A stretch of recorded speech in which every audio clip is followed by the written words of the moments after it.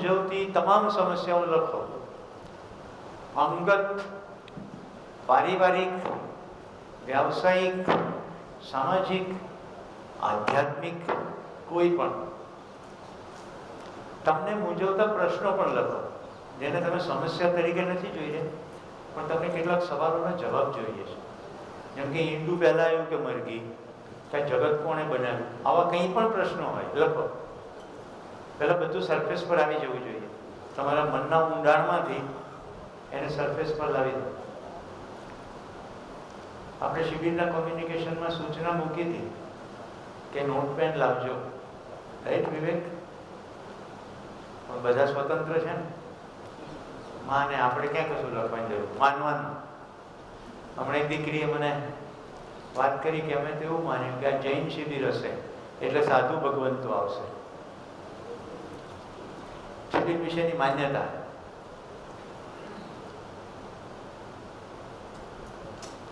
અહીંયા વસ્તુ ભંડાર છે, નોટ્સ આવી જશે, કઈ ન કરે. આનું તમને લખવાનું એટલા માટે કહું છું કે તમે લખશો પછી હું જે પ્રસ્તાવ મૂકીશ ને એ પ્રસ્તાવ સ્પષ્ટ થશે, નહીં તો પ્રસ્તાવ ખાલી વાક્ય જ રહેશે.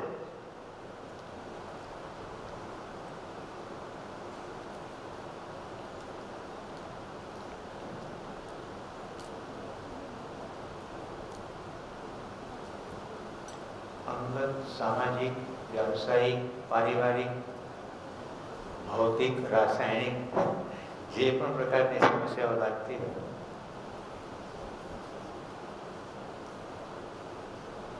ઘણા લોકો કોઈ સમસ્યા ના હોય ને એક મોટી સમસ્યા હોય, બોર થઈ જવું જોઈએ, બધું સેટ છે, એમને કોઈ સમસ્યા નથી. નહીં,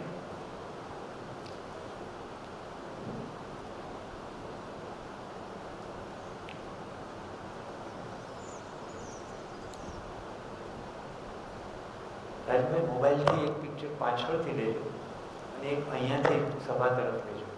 આગામી શિબિરના આયોજન માટે આ પિક્ચર કામના છે. જે લોકો શિબિર આયોજિત કરતા હોય ને એમને પ્રશ્નો કેવી રીતે આયોજન કરવું, તો આઈડિયા આવી જાય કે કેવી રીતે પથારીઓ ગાદલાઓ રાખીએ છીએ, કેવી રીતે ખુરશીઓ ગોઠવીએ છીએ, કેવી રીતે કેમેરા હોય.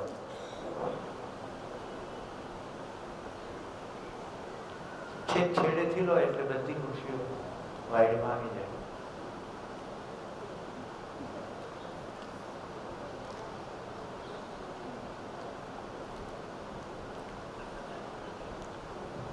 મેં આ સ્લાઇડ એટલા માટે મૂકી છે, ગઈકાલે એક દીકરીએ કહ્યું કે મને મારા પ્રશ્નોના જવાબ મળશે એવી અપેક્ષાથી હું શિબિરમાં આવી છું.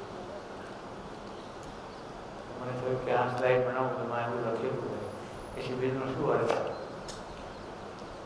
જો કોઈ સમસ્યાનું સમાધાન જ ના મળવા તો પછી મનોરંજનનો કાર્યક્રમ થઈ જાય. જે લોકો વિદ્યાર્થીઓ છે એ લોકો માટે પ્રશ્નો એવા હોઈ શકે, હાઉ ટુ સ્કોર, રાઈટ, કેવી રીતે માર્ક મેળવવા, કોઈ ખાસ વિદ્યાશાખામાં એડમિશન લેવું હોય,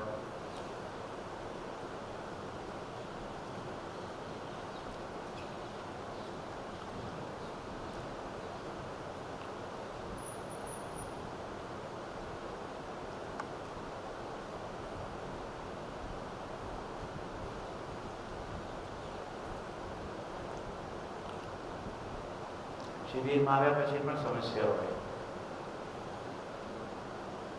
મારે તો પ્લગ પોઈન્ટની બાજુમાં પથારી જોઈ હતી, એટલો મોબાઈલ તો ચાર્જ કરી શકો,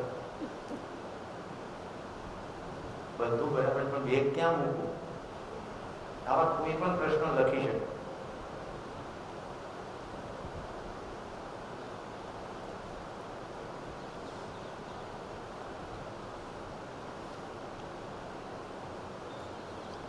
શરીરના સ્વાસ્થ્ય સંબંધી પણ સમસ્યા હોઈ શકે.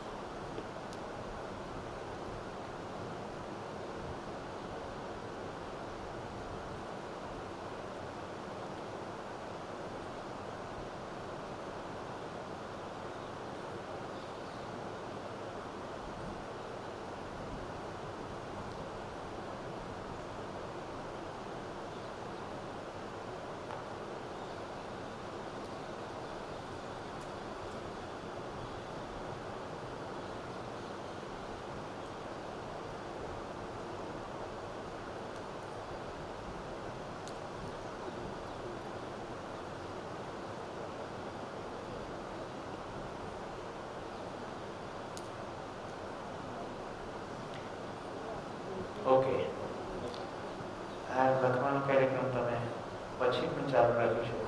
રિસર્ચમાં ગયા પછી એમ થાય આ સમસ્યા તો બાકી રહી ગઈ તો લખજો. અત્યારે જેટલી આવી એના ધ્યાનમાં રાખીને હું પ્રસ્તાવ મૂકું છું.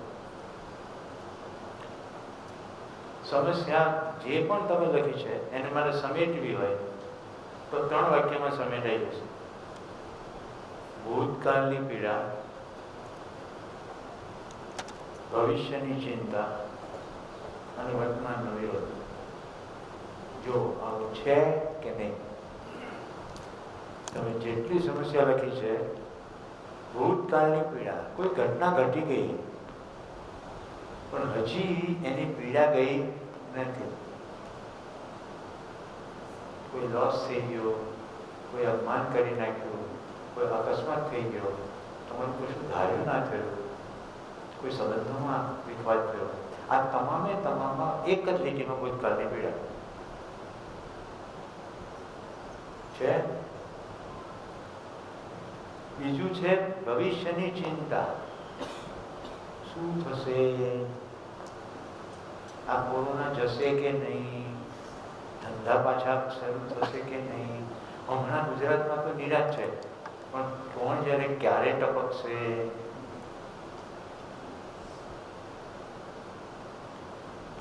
ગઈકાલે હું અમદાવાદમાં ડેન્ટિસ્ટને ત્યાં તો એક દીકરી ઇલેક્ટ્રિકલ એન્જિનિયરિંગ ભણેલી ત્યાં આવેલી અને અમેરિકા ભણવા જઈ રહી હતી. છાપું શું કહે છે? અમેરિકામાં આટલા બધા લોકો મરી રહ્યા. ડેન્ટિસ્ટનો છોકરો હજી ગઈકાલે જ ગયો, એક દિવસ પહેલા. આ પ્રસંગ શું કામ કહી રહ્યો છું તમને ખ્યાલ આવે છે? છાપામાં આવે છે કે અમેરિકામાં રોજ આટલા મરી જાય છે, છતાંય લોકો જાય છે. અને કેટલાક એવા પણ છે જેને એડમિશન કેન્સલ કરી નાખે. માનવાની ક્રિયા.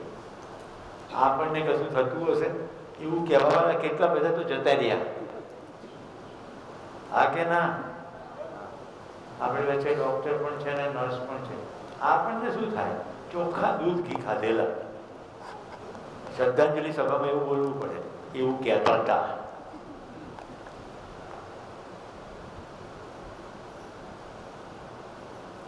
પછી આખો વર્ષ કેટલું ચાલ્યું? જાત જાતની પૂજા પાઠ, સ્પેશિયલ દેવો છે ને આપણી પાસે તો. પાછું છાપા ખોટા આવે. બધાએ પ્રાર્થના કરી કે કોરોના જલ્દી પતી જાય. ક્યારે એવો તર્ક લગાડો કે તમે મોકલો શું કામ? જો કોરોના પૂજા પાઠની સ્પેશિયલ દેવતાઓથી મટી જતો હોય તો તમને મોકલો શું કામ? જો આ બધું હું તમને એટલા માટે કહી રહ્યો છું કે આપણી અંદર કેટલી માન્યતાઓ છે. ઈશ્વર સૌનો પિતા છે, તો પિતા આટલો ક્રૂર છે? લોકો કવિતાઓ ઘસડી નાખી રાતો રાત.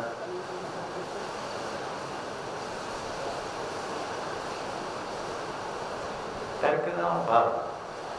આ પણ એક પ્રશ્ન છે. તો ભૂતકાળની પીડા, ભવિષ્યની ચિંતા અને ત્રીજો મુદ્દો છે વર્તમાનથી વિરોધ. આની સિવાય કોઈ પણ સમસ્યાઓ છે નહીં. તો હવે એ સમજવું પડે કે ભૂતકાળ શું છે, ભવિષ્યકાળ શું છે, વર્તમાન શું. તો આ પીડામાંથી મુક્તિ થઈ જાય. રાજુભાઈ નોટ માટે ઈશારો કરી રહ્યા છે. જેની પાસે નોટ નથી હાથ ઉપર કરો.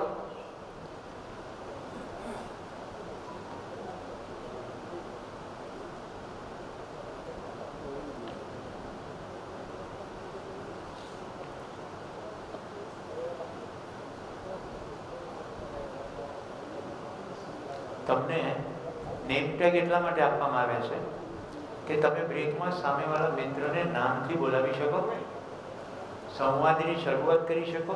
અહીંયા વિષયમાં કંઈ પીડા કીધી હોય તો તમે તમારી પીડા ઠાલવી શકો કે મારે તો આવું છે, તમારે કેવું છે.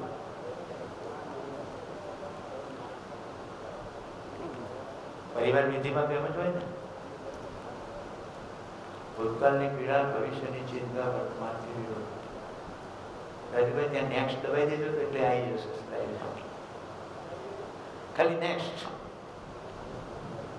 યસ. હવે બીજી કેટેગરીમાં જુઓ તો આ 4 સિવાય કોઈ ક્ષેત્રો નથી. જેને પ્રશ્નો નથી લખ્યા ને એનું ધ્યાન જ નથી ગયું. કે અમુક કેટેગરી તો વિચારી જ નહોતી પણ છે. તો અંગત સ્તરે કેટલીક સમસ્યાઓ, મૂંઝવણ, સમાધાનનો અભાવ, પરિવારના સ્તરે ખેંચમતા, કોણે શું કરવું જોઈએ, કેટલા પૈસા કમાવા જોઈએ, વસ્તુ લાવવી જોઈએ, નહીં લાવવી જોઈએ, તૂટી ગયું, ફૂટી ગયું, ખોવાઈ ગયું, કોકને આપી દીધું, કોકનું લેવાનું બાકી છે, આના આટલા ઉધાર કર્યા, બધો જ મુદ્દો સંપત્તિની આજુબાજુ છે. સામાજિક સ્તર, પરિવારનું કોઈ સદસ્ય બહાર ગયું છે, મધ્યરાત્રિથી હજી આવ્યું નહીં, એમાં દીકરી બહાર ગઈ છે, તો કેટલી પીડા છે. જે કહે છે મારે તો કોઈ પ્રશ્ન નથી, એને શટર બંધ રાખ્યા છે, પૂરો શટર ખોલીએ તો ખબર પડે કે સમાજમાં અભય નથી. મિત્રો ઘણાને કહીએ કોઈ તકલીફનું વર્ણન કરતા કે પોલીસ ફરિયાદ કરો, તો કે રહેવા દો પૈસા, પોલીસમાં ફરિયાદ નથી કરી. કેમ? એમ જ્યાંથી સુરક્ષાની અપેક્ષા રાખવાની છે, આપણે એનાથી જ ડરીએ છીએ. કેવો શબ્દ પ્રયોગ કરે, પોલીસના લફડામાં કોણ પડે? પોલીસ એટલે લફડું.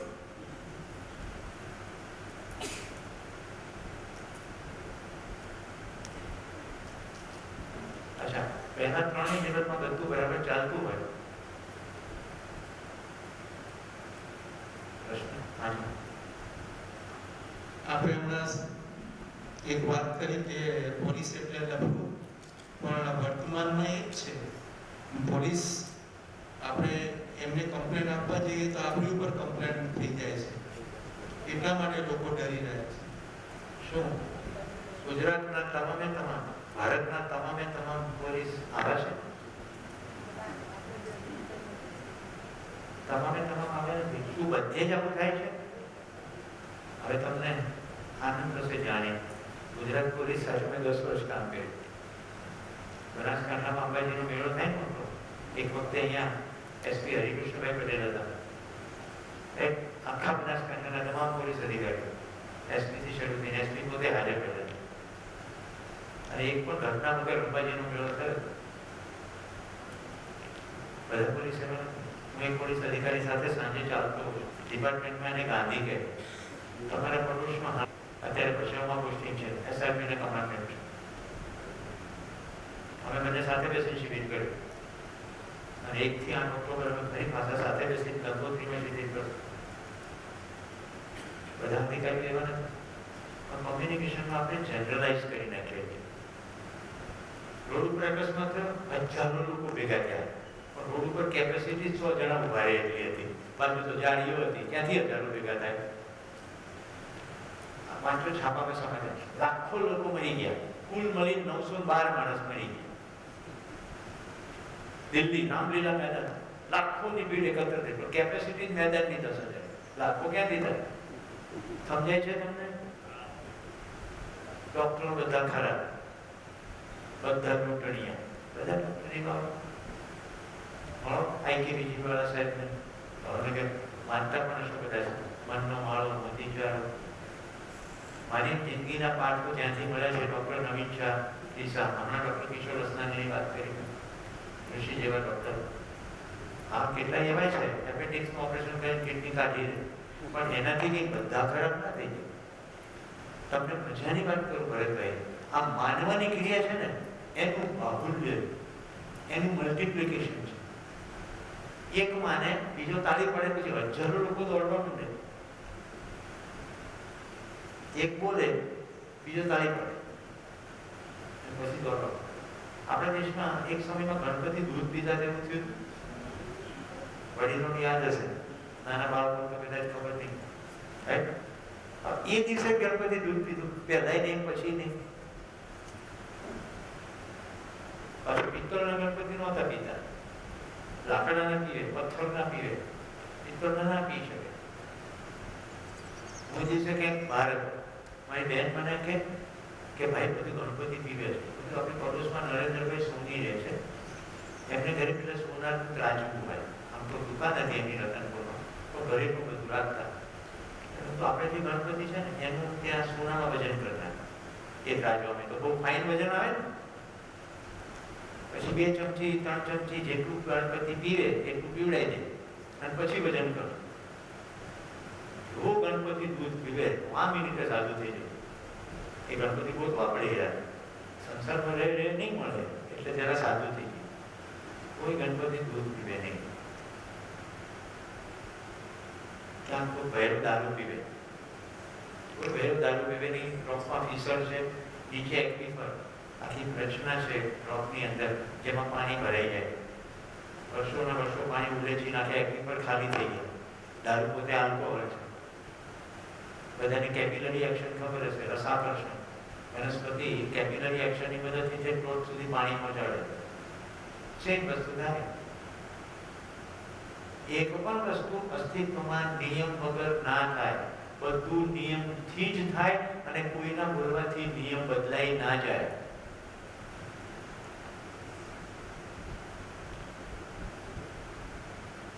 પોલીસ લખવું નથી. પોલીસ સરવાળે આપણા સમાજમાંથી જ આવે છે.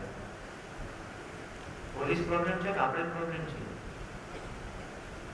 રોડ ઉપર પોલીસે ઉભા રાખ્યા, 500 રૂપિયાનો દંડ થયો. આપણે કહેલો 100 રૂપિયા રાખો, મેં આમાં નથી પાડો. આવું કર્યા પછી આપણે એવું નહીં કહી શકીએ કે પોલીસ આપણા પૈકી જ આવે છે. આઝાદીના 3 પેઢી જતી રહી. પોલીસ રિફોર્મની વાત કરવામાં આવે છે ઘણા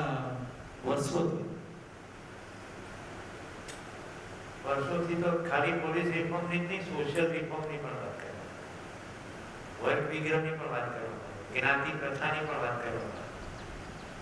આપણા દેશમાંથી દુનિયાભરમાં મલ્ટિપલ રિફોર્મ્સની વાત કરવામાં. એટલે તો મુદ્દો છે, વાત કરવાથી કશું થતું નથી, આચરણથી જ થાય છે ને ક્રમશઃ થાય.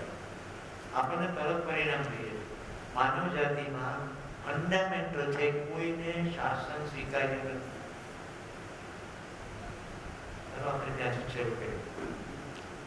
શાસન માણસને સ્વીકાર્ય નથી. કોઈ બીજાને ચલાવે એ સ્વીકાર્ય નથી. જો તમારી અંદર તપાસી જુઓ, તમારે કોઈ ચલાવે એ સ્વીકાર્ય છે?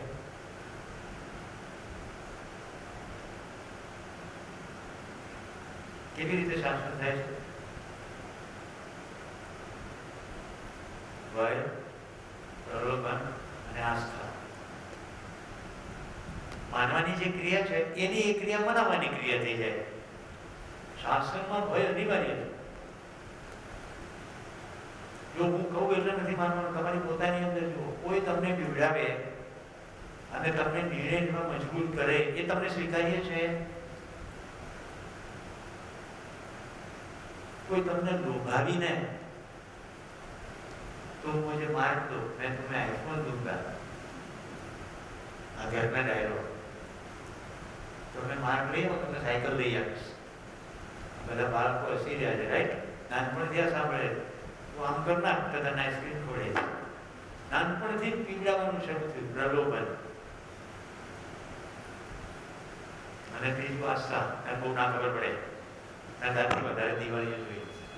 હવેની પેઢી શું કે જોઈ હશે, સુરસુરિયત ને અમારા જેવા એટમો બધા તમારા. આસ્થા.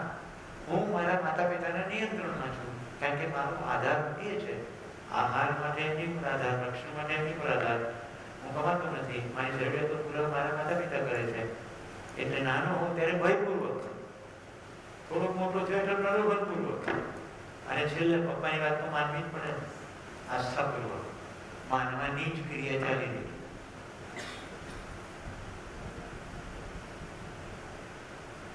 હવે જો મુદ્દો બહુ જ વ્યાજબી છે, પણ તમારું બધાનું ધ્યાન એને જવું જોઈએ કે મલ્ટીપ્લાય ઇફેક્ટ કઈ રીતે આવે. એક વ્યક્તિ બોલે, બીજો તાળી પાડે અને હજારો દોડવા માંડે, એવી રીતે માનવાની ક્રિયા ચાલે. એક પ્રસંગ કહું, કોર્પોરેટ જગત 50ના દશકની ઘટના છે. અમેરિકાની અંદર કોકાકોલા કંપનીએ એક સ્પર્ધા રાખી કે અમેરિકામાં કોકાકોલા નવેસરથી લોન્ચ કર્યું છે, જરા નવા રૂપરંગ સાથે. તો એવું મેસ્કોટ, એવું ચિહ્ન ડિઝાઇન કરી આપો કે જે નાના બચ્ચાઓથી મોટા સુધી બધાને ગમે. કલર કોમ્બિનેશન એવું રાખો કે ક્રિસમસ વખતે બરફ હોય તો બરફની આગળ એ ચીજ મૂકીએ તો કલર કોમ્બિનેશન સારું થાય, પાછળ વ્હાઇટ કલર. એ સ્પર્ધાનો જે વિજેતા થયો મેસ્કોટ એ હતો કોકા કોલાનો એ વખતનો જોકર ઉર્ફે સાન્તા ક્લોઝ. નાના બચ્ચાથી મોટા બધાને સર્કસનો જોકર ગમે. તમે લોકો સર્કસ જોયું છે? તમે સદભાગી છો, બાકી સર્કસમાં જતા રહ્યા. સર્કસમાં ત્રિકોણ ટોપી પહેરીને ઘંટડી વગાડતો વગાડતો જોકર ગોળ સર્કલમાં ફરે અને જે બચ્ચો બેઠા હોય ચોકલેટ આપે અને જાત જાતના કોમેડી ખેલ કરે. સાન્તા ક્લોઝની ટોપી ટ્રાયેંગલ છે, એ પણ બગલ થેલો રાખે છે અને ઘંટડી વગાડે છે. અને ભારતભરની દુકાનોમાં ક્રિસમસ આવી એ પહેલા લાલ ઢગલા પહેરી ઘંટડી વગાડતો સાન્તા ક્લોઝ તમને જોવા મળે. હું હોલેન્ડ ભણવા ગયો ત્યારે મને ખબર પડી કે ચીજ ક્યાં હે. સંત નિકોલસ થઈ ગયા, અપભ્રંશ થઈ ગયું સાન્તા ક્લોઝ. હોલેન્ડની અંદર સ્પેન નામના દેશમાંથી સંત નિકોલસ આવે. આપણે રથયાત્રામાં ભગવાન જગન્નાથની યાત્રા થાય ને એમ એક માણસ સંત નિકોલસ બને. અને હોલેન્ડમાં આમ તો લોકશાહી છે, પણ ત્યાં હજી રાજા રાણીનું સન્માન છે, જે બ્રિટનમાં છે. એટલે રાણી પેલા બહુરૂપી જે સાન્તા ક્લોઝ અથવા સંત નિકોલસ બન્યા છે એનું સ્વાગત કરવા આવે. પછી આખા હોલેન્ડમાં એની યાત્રા ચાલે, રથયાત્રાની જેવી છે. એ સંત નિકોલસ બધાને મળે, પણ બધું આધ્યાત્મિક કાર્યક્રમ છે. એટલે એની સાથે પ્રવચનમાં જોડાયેલા ડાગલા નહીં, સમજાય છે? પણ આ ડાગલો હવે આખી દુનિયામાં ઘંટડી વગાડે. કેટલો આજે ખબર પડી? ખબર પડેથી કઈ વાંધો નહીં, કઈ ફરક બી નહીં પડે. પિતા હશો તો પિતા જ રહેશે. માહિતીથી શું માન્યતા ઉપર તમારું ધ્યાન જઈ રહ્યું છે? હું તમને કહી રહ્યો છું ભરતભાઈ કે માનવાની ક્રિયા મલ્ટિપલ કેવી રીતે થાય છે. જો તમે બોલશો ને કે પોલીસ લફડું છે એટલે આખું ગુજરાત ક્રમશઃ બોલશે કે પોલીસ લફડું છે.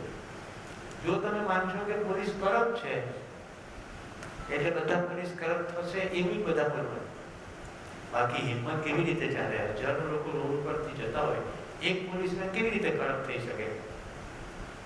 શરમ બી આવે ને બીકે લાગે ને. આટલા બધા ભેગા થઈને એક ટપલી મારે તો પતાઈ દે. કેમ એમ નથી?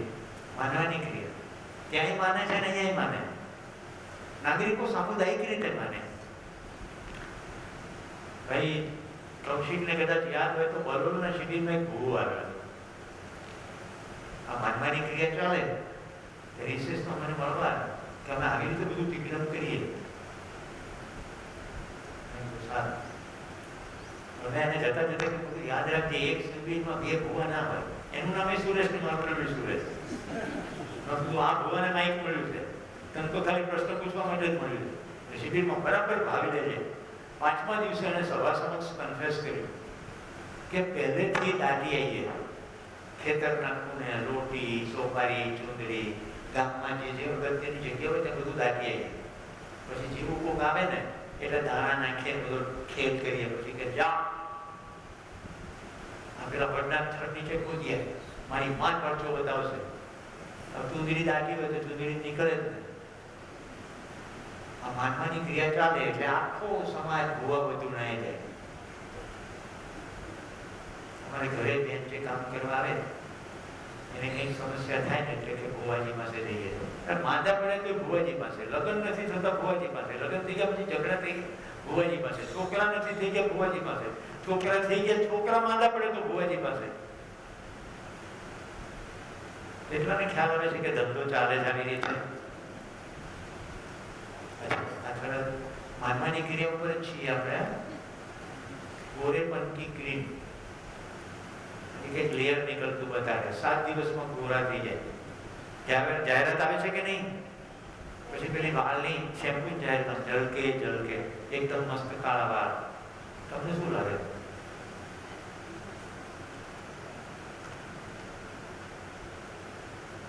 શું લાગે તમને? કોઈ ક્રીમ લગાડવાથી ચહેરો ગોરો થઈ જાય? માનવાનું મસ્તીથી બિઝનેસ ચાલે, બધા ક્રીમ લગાડે જ જાય. આ ડોક્ટરને પૂછવા હવે અહીંયા છે ચામડીની અંદર મેલેનિન નામનું રંજક દ્રવ્ય, કલરનું એલિમેન્ટ છે. જો તમને અત્યારે થોડું ડાર્ક દેખાતો, મારા જૂનો શિબિરમાંથી કોઈ જોયું, મારી સ્કિન એટલે ડાર્ક છે કારણ કે હું હમણાં હિમાલય જઈને આવ્યો. 4 દિવસ સૂર્યપ્રકાશમાં એક્સપોઝ થયો. સતત તડકો પડે તો સ્કિન કાળી થાય. અમે બે માઉન્ટેનિયર મિત્રો, અમે બંનેને દીકરીઓ, અમે અમારા દીકરા દીકરીને માઉન્ટેનમાં મોકલવાનું નક્કી કર્યું. મારા મિત્રની દીકરી નાખી, એ ગોરી હતી કે કાળા થઈ જવાય, અઠવાડિયે ચામડી પાછી હતી એવી થઈ જાય એ નાખી. સામે રોડને સામે કાંઠે મેળવણ દેવા જવું હોય ને તો ડર લાગે. પિતા માઉન્ટેનિયર, એટલા બધા નિર્ભય, વેલ્લા પાટવા પર કપાઈ ગયું ને તો લાશના ટુકડા વીણીને ભેગા કરી પોલીસને પહોંચાડે. એમાં પરગજુ દીકરી મેળવણ લેતા પણ ડરે. માનવાનું જ છે અને દરેક માણસની સ્વતંત્રતા છે. કે માને કે જાણે વાતમાં છેડો લાગીએ. ભાષાની મદદથી માનવાની ક્રિયાનું મલ્ટિપ્લિકેશન થાય છે અને સિસ્ટમેટિક રીતે બજાર આ ભાષાનો પ્રયોગ કરે. આખી એડવર્ટાઇઝિંગ એજન્સીઓ, ટીવીના કોમર્શિયલ ધ્યાનથી જોશો તો તમને ખબર પડશે, જેમાં જરા પણ તર્ક નથી એવી બધી વસ્તુ એટલી સિસ્ટમેટિકલી બનાવવા માટે તમને મજબૂર કરવા. ઓકે, ફિલ્મ લઈ લઈએ. ફિલ્મમાં એકદમ હીરો ગાયક કલાકાર થઈ જાય અને ગાવા માંડે, એટલે પાછળ ખીણમાંથી 100-150 લોકો આવી જાય, એ બધા ગાવા માંડે નાચે. આવું થાય? આવું થાય? શક્ય છે કે આટલા જોરદાર ઠેકડા મારીને ગાવાનું બી થાય? શ્વાસ ન ચડી જાય? જરૂર ઠેકડો મારીને કરી દે. આપણને પણ ખબર છે કે એ નથી ગાતો. 150 રૂપિયા આપીને આપણે બી ગાવી પડીએ. પાછી કે શું ગાયું, શું ડાન્સ કર્યો. હવે સરોજ ખાન નામના કોઈ ડાન્સર બેન આ લોકોને પોતે 3-4 મહિના પ્રેક્ટિસ કરાવે ત્યારે 5-7 મિનિટનો ડાન્સ થાય. આવું આપણે એટલી હદે માની લઈએ કે છોકરીઓ પરણવાનું હોય તો પતિ કેવો પોતે છે, સલમાન ખાન ને શાહરૂખ ખાન જેવો.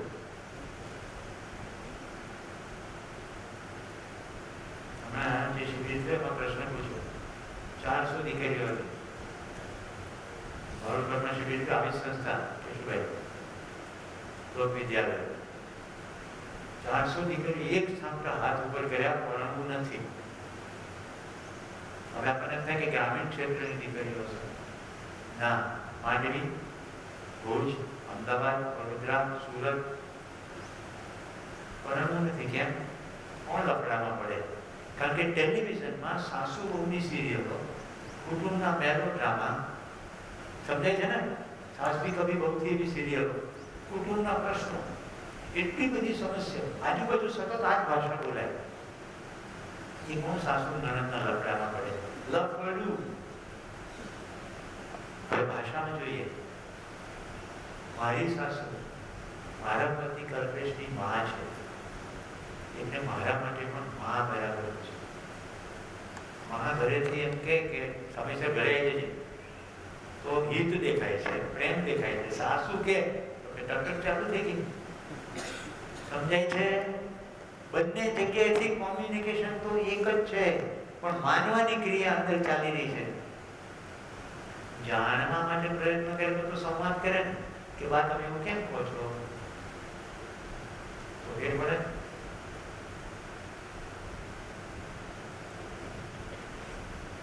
શું સંસારની તમામ સાસુ ખરાબ? તો બધા માનવ ખરાબ જ કહેવાય. જો સાસુ બધી ખરાબ હોય, એ પણ તો માનવ છે, એ પણ ક્યારેક તો પાણી નાવેલી છે. હું એવું જરાય નથી કહેતો પ્રશ્નો નથી, મેં કીધું પ્રશ્નો છે, પણ પ્રશ્નોના મૂળમાં માન્યતા પડી છે એની પર હું ધ્યાન દોરી છું. હવે તમારી સામે અહીંયા 4 કેટેગરી પડી છે. પહેલી કેટેગરી છે અંકસ કરે લાગણીઓ. લાગણીઓ ups and downs, ups and downs, કભી ખુશી કભી ગમ. આપણી હિન્દી પિક્ચરમાંથી લાગણીઓ વાળું કાઢી નાખે તો આખી ઇન્ડસ્ટ્રી કોલેપ્સ થઈ. दिल से दिल दिया कर दिया, दिल लेके देखो हम आपके दिल में रहते हैं, दिल वाले दुल्हनिया ले जाएंगे, फिल्मના ટાઇટલો બોલો.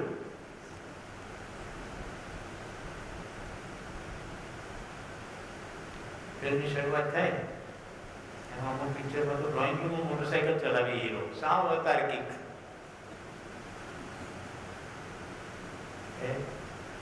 પછી વેકેશનનો ટાઈમ હોય, છોકરો છોકરી સરખી ઉંમરના, કોઈ કમાવાની જવાબદારી નહીં, કંઈ ધંધો નહીં, તો પ્રેમમાં પડી જાય. પછી લગ્ન થાય, પણ લગ્ન થાય પેલા વિલન તો આવે છે. કાં પપ્પા વિલન હોય, કાં પડોશી વિલન હોય, કાં કોઈ ગુંડો વિલન હોય, એ કંઈક તો પાછળ મારે. પછી સરવાળે ઘીના ઠામમાં ઘી પડી જાય, યા જી લે આપણી જિંદગી, એમ કઈ પૂરી થઈ. તો વિલન મરી જાય. ઘણા પિક્ચરોમાં તો હીરો મરી જાય, તો હિરોઈન મરી જાય. આઈ લવ યુ થી શરૂ થાય, આઈ હેટ યુ આવે, અને વળી પાછું આઈ લવ યુ થઈ જાય. બધાને સ્ટોરી ખબર, આની સિવાય કોઈ મસાલો નથી. જાણવાની કોશિશ કરશો તો સિલેક્ટિવલી ફિલ્મો જોશો, નહીં તો માનવામાં તો ચાલે જ જશે. આવું ન હોય. કોઈ કહે છે ને ફરક કેમ નથી પડતો, હમણાં ભાઈએ કીધું રિફોર્મ, ફરક કેમ નથી પડતો? કારણ કે શાસનપૂર્વક ફરક પાડવાનો પ્રયત્ન કરવામાં આવે. તમારે આમ કરવું પડશે એવું કોઈ માનવ માને નહીં.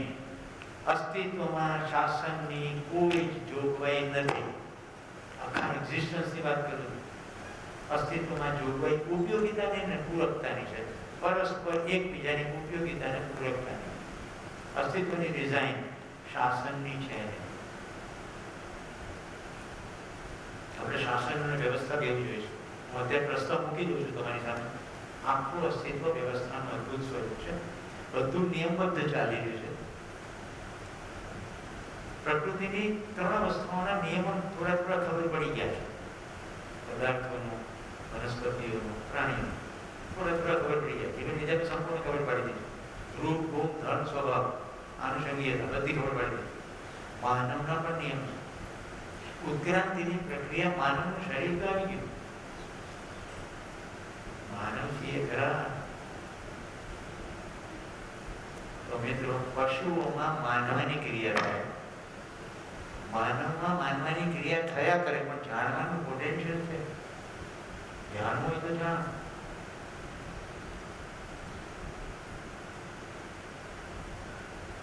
બાકી માને એ વાત ઉપર આવી. શાસન કોઈને સ્વીકાર્ય નથી. ત્રણ પ્રકારની ગાદીઓએ સમાજ ઉપર શાસન કર્યું. રાજગાદી, ધર્મગાદી અને અર્થગાદી. અત્યારે વર્તમાનમાં કઈ ગાદી શાસન કરે? અર્થગાદી. હવે જયારે રાજ્યગાદી હતી, જે બળ્યો, બળિયાના બે ભાગ. આપણે જેને રાજા કહીએ છીએ શું છે? દંડો. બીજા પેલા તાકાત વાળા, પછી થોડા બધું ભેગા થઈ બાકીના બધાની ઉપર શાસન કરે. એ બધું નક્કી કરે. રાજ્યગાદી અંતર્ગત કોણે કેવી રીતે વર્તવું એનો નિર્ણય રાજગાદી જ કરે. રોડમાં ડાબી બાજુ વાહન ચલાવો, અમેરિકામાં તો જમણી બાજુ ચલાવો.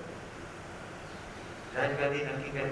હવે તમે કહો હું ભારતીય છું, હું તો ભારતમાં બહુ ચાહું છું, અમેરિકામાં ગાડી તો ડાબી બાજુ ચલાવીશ, ના ચાલે. તમારે ત્યાં જમણી બાજુ ચલાવવી પડે. કારણ કે રાજગાદી શાસન પૂર્વક નહીં ચલાવો તો પકડી પૂરી દેશે. આ કે ના? અત્યારે હું તમારી સામે બધા વસ્ત્રો પહેરી મૂકો છું. આપણા ઇન્ડિયન પિનલ કોડ પ્રમાણે રોડ ઉપર હું નાનો ના થઈ શકું. ઇન્ડિયન પિનલ કોડ પ્રમાણે ગુનો બને, પણ પછી એમાં છૂટ મૂકવામાં આવી. જે દિગંબર સાધુ કપડા ના પહેરે, જેમને સંસાર છોડી દીધો છે, એ લોકો માટે છૂટ.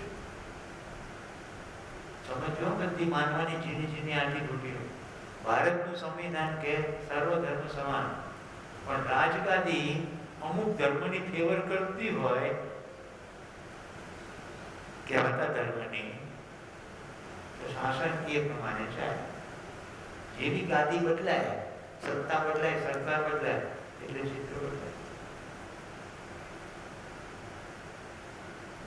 રાજા નક્કી કરે. અત્યારે કોણ રાજા? આપણે ચૂંટેલા પ્રતિનિધિઓ. આપણે ચૂંટેલા પ્રતિનિધિઓ મંગળના ગ્રહ પરથી આવે કે આપણા વચ્ચેથી આવ્યા? એટલે પોલીસ લફડું નથી, આપણી વચ્ચેથી જ આવ્યા છે. આપણે 20 વર્ષ શું શીખવાડ્યું?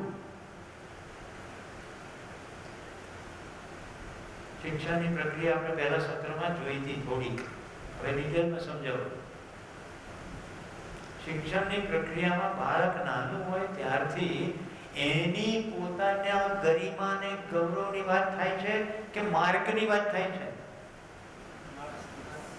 ઉપયોગી ને પૂરકતાની વાત થાય છે કે સ્પર્ધાની વાત થાય છે?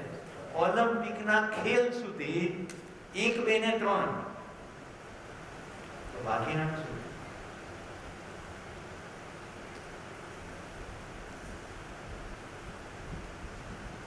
शिक्षण की प्रक्रिया में सबसे बड़ा रुपया શું કામ ભણવાનું છે? જેથી સારી નોકરી મળે. સારી નોકરી મળે તો શું થાય? પૈસા મળે. વધુ પૈસા મળે તો શું થાય? બધું બરાબર થઈ જાય. જો વધુ પૈસા મળવાથી બધું બરાબર થઈ જાય તો પેલા બે ભાઈઓ કેમ પાકડી જાય? તેને સુપ્રીમ કોર્ટના મુખ્ય જજ એવું કહે છે કે ભાઈ તમે સમજી જાઓ તો ભારતના રાજમાં, અર્થતંત્રમાં, વ્યવસ્થામાં ફેર પડે. શિક્ષણે આપણને બીજાની સાથે સંવાદિતાપૂર્વક જીવવાનું શીખવ્યું છે. મિત્રો 3 શબ્દો બોલું છું.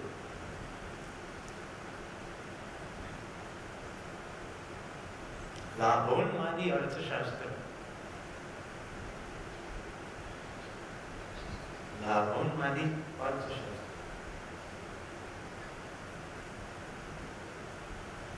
હવે લાભનું ઉન્માદ, મેક્સિમમ પૈસા કેવી રીતે મળે, ઓછા શ્રમે કેવી રીતે મળે, જલ્દી કેવી રીતે મળે, વધુ જોઈએ, ઓછી મહેનતે જોઈએ અને તરત જોઈએ. હવે આવી જ્યાં પ્રવૃત્તિ ચાલતી હોય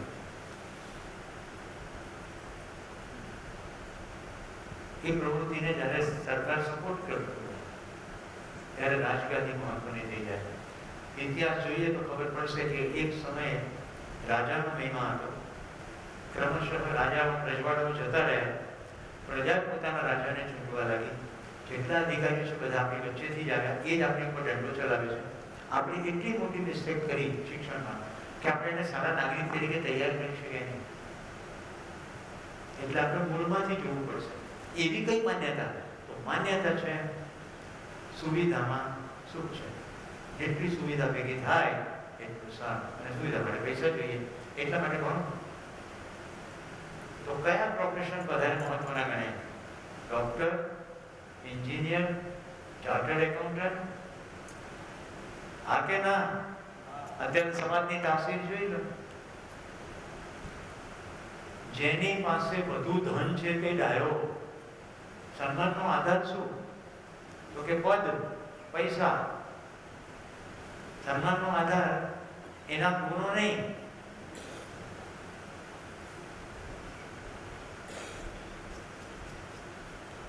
જે રોડ ઉપર સુતેલા લોકોને દારૂના નશામાં કચડી નાખે, નિર્દોષ હરણોને મારી નાખે, એ આપણા ચરિત્ર નાયકો. એનું ઉદ્ઘાટનમાં બોલાવવામાં આવે. સમજાય છે? એ હીરો છે જેનું વર્તન અવાસ્તવિક છે. ઉપર મકાનમાંથી નીચે કૂદે તો કશું ના થાય. એક મકાનમાંથી બીજા મકાનમાં ઠેકડો મારે ને ઉપરથી ઉડતા હેલિકોપ્ટરના પૈડા પકડી લે.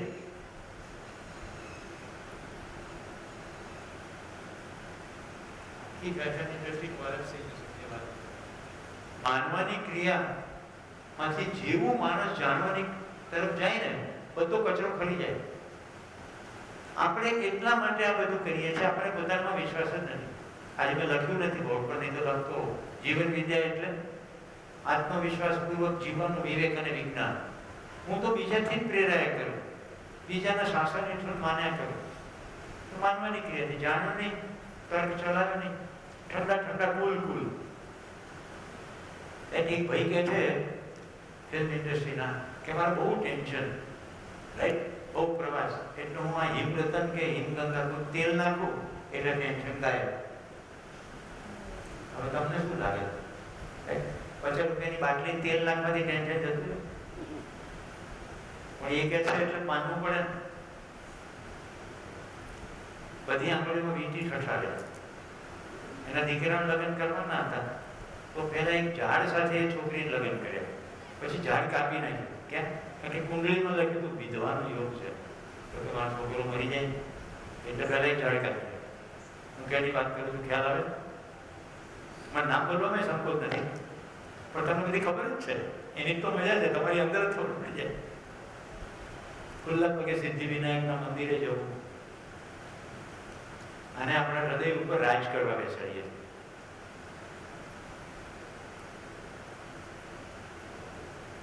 સમજાય? તર્કની ધાર નીકળવી જોઈએ. આ બધા વ્યવસાયિકો છે, એમના વ્યવસાયનું સન્માન, મનોરંજનનું કામ કરે કોઈ પ્રોબ્લેમ નહીં. હું સિંગાપુર જતો, મારા પ્લેનમાં રિતિક રોશન ગયા હતા. એ વખતે એની પહેલી ફિલ્મ આવેલી અને આખા દેશમાં એક વેબ હતો. છાપા એવું કહેતા હતા કે હજારો છોકરીઓ રિતિકને પરણવા તૈયાર થઈ ગઈ. એટલે પ્લેનમાં ગડબડી મચી ગઈ. બધા પેલા હસ્તાક્ષર લેવા દોડી જાય. એટલે એર હોસ્ટેસે ઘોષણા કરી કે સિંગાપુર પહોંચતા સુધીમાં રિતિક બધાને હસ્તાક્ષર આપશે. એટલે એના માટે કોઈએ પ્લેનમાં આગળ દોડી જવાની જરૂર નથી. પ્લેનનું બેલેન્સ હોય છે ને, એક સામટા બધા આગળ આવી જાય. એટલે promotion police A B C D 1 2 3 એટલે બધા આવ્યા. બધા ગયા, હું નહીં ગયો, બીજા બે પાછળ મારી જવા.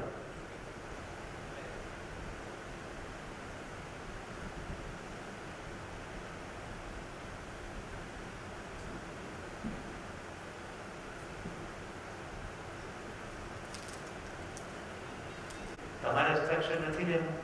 એને એવું તો શું કર્યું તું હસ્તાક્ષર લો? એ નાચ્યો, મેં 100 રૂપિયા આપ્યા.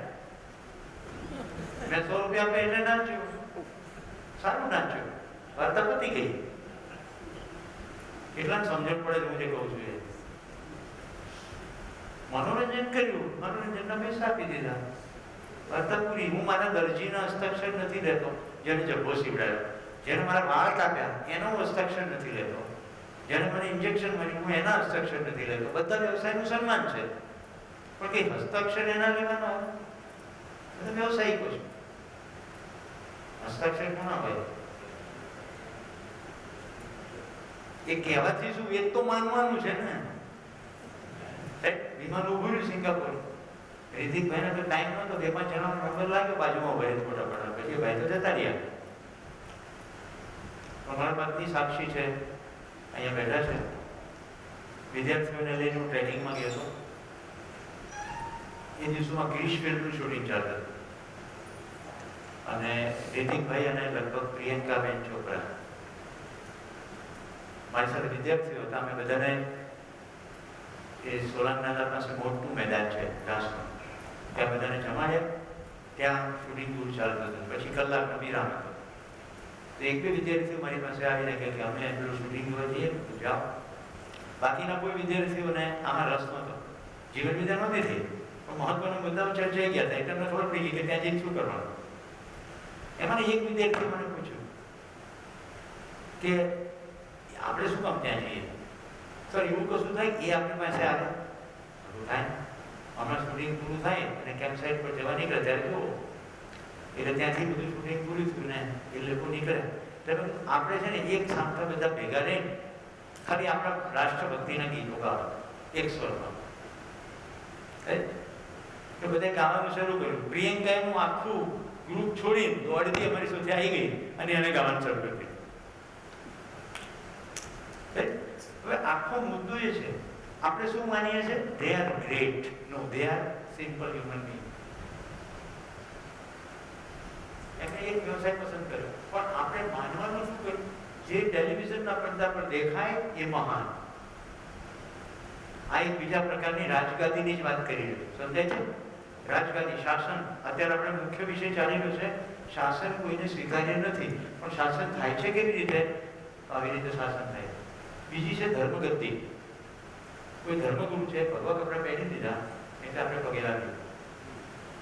સંન્યાસનો આદર છે, પણ એ શાસન કેવી રીતે થાય છે? તમે છાપા વાંચો છો ને, બધા કૌભાંડો જે થાય છે કારણ કે આપણે માનીએ છીએ. આપણે શું માનીએ છીએ? આ બાપુને પગે લાગીશું એટલે આપણું કલ્યાણ થઈ જશે, આપણને નોકરી નથી મળતી તો નોકરી મળી જશે. એ આખા અસ્તિત્વના નિયમો બદલવા માટે સમર્થ છે એવું આપણે માનીએ. એક આખો સમયગાળો ધર્મગાદીનો આવ્યો. ઇતિહાસ વાંચશો એટલે ખબર પડશે. રામાયણ વાંચ્યું છે તો ખબર છે. રામ વશિષ્ઠ વિશ્વામિત્ર પાસે જાય છે કે અયોધ્યામાં ટ્યુશન રાખે છે. અયોધ્યામાં ટ્યુશનની વ્યવસ્થા નથી, જવું પડે છે. તો ધર્મગાદી એટલી મહાન છે કે રાજા પણ પગે લાગે છે. પછીનો સમય આવ્યો જે અત્યારે ચાલી રહ્યો છે, અર્થગાદી. રાજાને પણ પૈસા ચલાવે અને ધર્મને પણ પૈસા ચલાવે. એટલે ધાર્મિક કહેવાતા ધર્મ સંપ્રદાયોમાં વીઆઈપી ટ્રીટમેન્ટ મળે. કોને મળે? રાજાને મળે અને પૈસાદારોને મળે.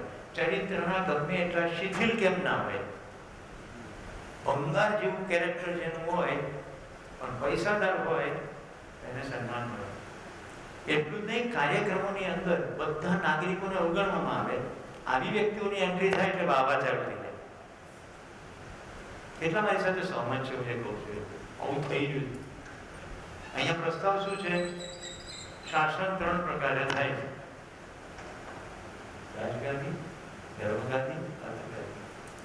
શિક્ષણમાં આ ત્રણેય ગાદીઓને અનુરૂપ વસ્તુઓ પીરસાય છે.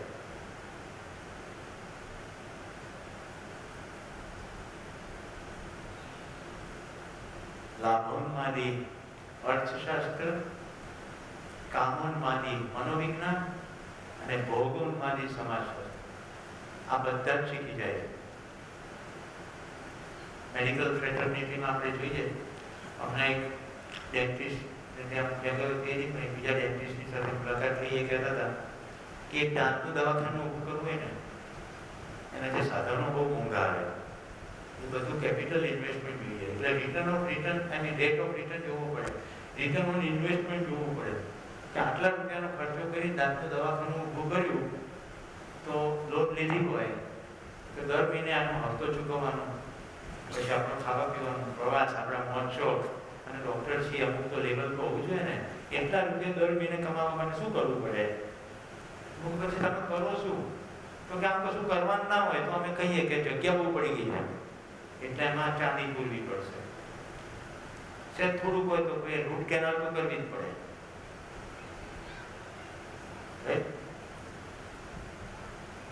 મારા સાળીની દીકરીની ડિલિવરી આવવાની, મારા પત્નીએ સ્ટેન્ડ લીધું, બધી રીતે તંદુરસ્ત છે, એને સિઝેરિયન આવે એમ નથી. ડૉક્ટર ઇન્સિસ્ટ કરે કે સિઝેરિયન તો આવશે જ. એને એટલું બધું સ્ટેન્ડ લીધું કે ઊભી રહી છેક સુધી કે જો સિઝેરિયન લાગે તો તમારી નિર્ણયનું સન્માન છે તો કોશિશ તો કરો. એ જે ભાવ હતો ને ડૉક્ટરને સ્પર્શી ગયું, નોર્મલ ડિલિવરી થઈ ગઈ. પણ હું ગાયનેક ડૉક્ટરોની કોન્ફરન્સ કરી ચૂક્યો હતો. મારી સામે ઓપનલી કેટલાક ડૉક્ટરે કીધું છે કે સામાન્ય ડિલિવરીમાં શું કમાવાનું. સમજાય છે? શું માન્યતા છે? પૈસા વધુ મળશે તો જ જિંદગી. અને આ ક્યાંથી શીખ્યા છીએ? નિશાળમાંથી. ભણવાનું શું કામ? પૈસા. શું કામ ડૉક્ટરનો વ્યવસાય મહત્વનો માનવામાં આવે છે? એક સમય હતો કે આપણને સાજા કરે. હવે વાત કઈ કરે? એવું બોલે છે કે બાબા તું ડૉક્ટર થઈશ, હજારો લોકોને તંદુરસ્ત બનાવી, એવું શિક્ષક બોલે છે? તું ડૉક્ટર થશે એ સારો વ્યવસાય. ગાંધીનગર મારા એક પરમ પ્રિય ડૉક્ટર મારા ઘરે મળવા આવ્યા તો કહેતા રડી પડ્યા કે કોમન એડમિશનનો પ્રક્રિયા ચાલતી હતી. હું એન્જિનિયરિંગની લાઈનમાં ઊભો હતો. મારા મામાએ મને પાછળથી ખેંચી ડૉક્ટરની લાઈનમાં મૂકી દીધો. હું જયેશભાઈની વાત કરું છું. અને મને ડૉક્ટર બનાવ્યા. સુરેશભાઈ જરા પણ ગમતું નથી પણ શું કરું? કહેતા રડી પડે. સફળ, પૈસા ટકે સફળ, પણ લૂંટણીયા નહીં. વ્યવસાય એમને મંજૂર ન. માનના, આ છે આસ્થાપૂર્વકનું માનવું. મામાની વાત થોડી ટાળી શકાય. મામા પિતાની જગ્યાએ છે, માની લીધું, ભણી લીધું.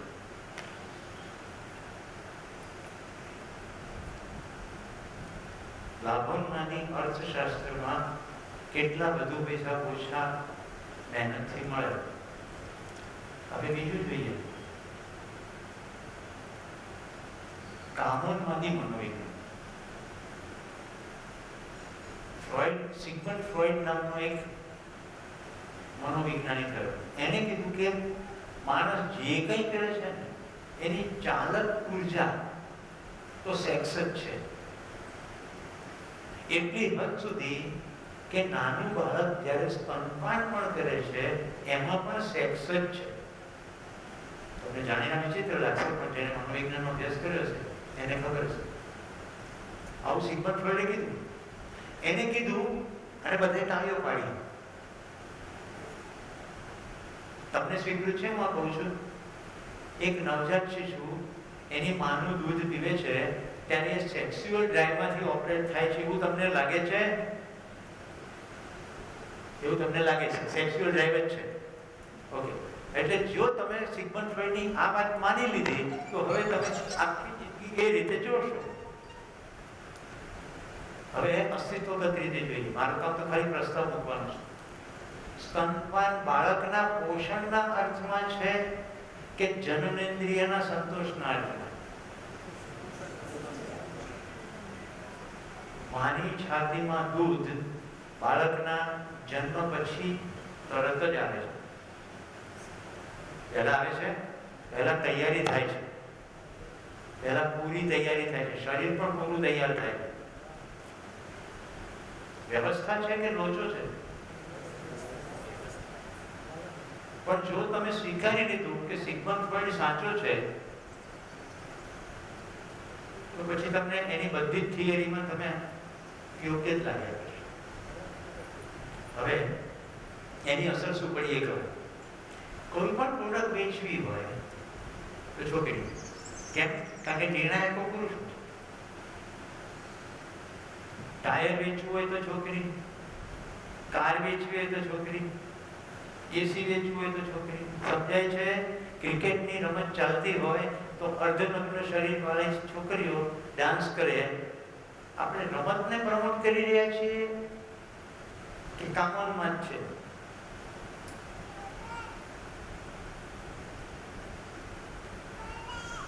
હવે હું અસ્તિત્વવાદી પ્રસ્તાવ મૂકું છું, જોજો. હા, માતા પિતાના જીન્સને અનુરૂપ બાળક થાય છે, હા કે ના? આ મારા વાળ જે કાળા છે થોડા, એમાં મારું કોઈ યોગદાન નથી. મારી માતા 85 વર્ષ સુધી જીવ્યા, અડધા વાળ કાળા ને અડધા ધોળા હતા. મારા નાની માની પણ 85 વર્ષ સુધી જીવ્યા, અડધા કાળા અડધા ધોળા. પણ મારે તાલ પડવાની શરૂઆત થઈ છે. મારા દાદાજીને તાલ પડી હતી, મારા પિતાજીને પડી. બે તરફનો વારસો આવે. બાકી હું તેલ નાખતો નથી, આખી જિંદગી મેં તેલ નાખ્યું નથી. કે તેલ નાખવાથી વાળ કાળા ને ઘાટા થાય એટલે તેલનો બિઝનેસ ચાલે. જે ડોક્ટર છે કહી શકે કે કુદરતે મૂકી જ છે વ્યવસ્થા, કુપીઓ મૂકી જ છે, જે જરૂરી છે તે. મારો ચહેરો, મારું શરીર, એમાં મારું કોઈ યોગદાન નથી. માતા પિતા તરફથી મને મળેલો વારસો છે, એટલે યોગ્ય છે કે અયોગ્ય છે? યોગ્ય છે. તો અમુક જ હીરો અને અમુક જ હિરોઈન એને પ્રમોટ કરીને આપણે શું મેસેજ જાય કે આપણું શરીર બરાબર નથી, આ શરીર બરાબર છે એટલે એના જેવું થવું. કલોલ હોય કે કેલિફોર્નિયા હોય, મિસ કલોલ સ્પર્ધા થઈ હતી. ગાંધીનગરની બાજુમાં કલોલના ગામ છે. Miss Kalol, miss India, miss universe. શરીરના માપો 36, 24, 36. જરા જોડો તો ખરા. અસ્તિત્વગત કોઈ પણ સ્ત્રી એકવાર માં બને પછી એનું શરીર લગ્ન પહેલા જેવું એવું ના રહે. તો માના મમતા ને વાત્સલ્ય તરફ ધ્યાન છે કે એના શરીર તરફ? એવું વધતો તો થાત નહીં ને આવી સ્પર્ધાઓ. સમજાય છે? મિસ ઇન્ડિયા મિસ વર્લ્ડ જે સ્પર્ધા છે એ સ્ત્રી સુંદર છે કે પછી જે સંસ્થા સ્પર્ધા યોજે છે એના માપદંડોમાં બેસે એવી સ્પર્ધક સ્ત્રીઓ પૈકીની એક છે. સ્ટેટમેન્ટ સમજાય? શું એ સંસારની સર્વશ્રેષ્ઠ સુંદર સ્ત્રી છે કે જે સંસ્થાએ ગોઠવ્યો છે કાર્યક્રમ એના માપદંડોમાં બેસે એવી સ્પર્ધકો પૈકીની એક છે. પરફેક્ટ છે? હવે એ જો એક છે તો એના આધારે સંસારની તમામ સ્ત્રીઓનું મૂલ્યાંકન થઈ શકે? દરેક પોતાની માને યાદ કરો. દરેક વ્યક્તિ માટે માં સૌથી સુંદરતમ સ્ત્રી છે. કારણ કે માં એ શરીર નથી, માં એ મમતા અને વાત્સલ્યના ભાવનું પ્રગટીકરણ. જે શરીર દ્વારા થાય છે શરીર નથી. કોઈને પોતાની માં બદસુરત ના લાગે. એટલે સિગમન્ડ ફ્રોઈડની વાતને માનીએ થાય એનું આ કારણ છે. સ્ત્રીની સાથે સુંદરતાનો ટેગ, સ્ત્રીના શરીરના અવયવ સાથે સેક્સનો ટેગ અને એ થકી વેચવાનો કાર્યક્રમ.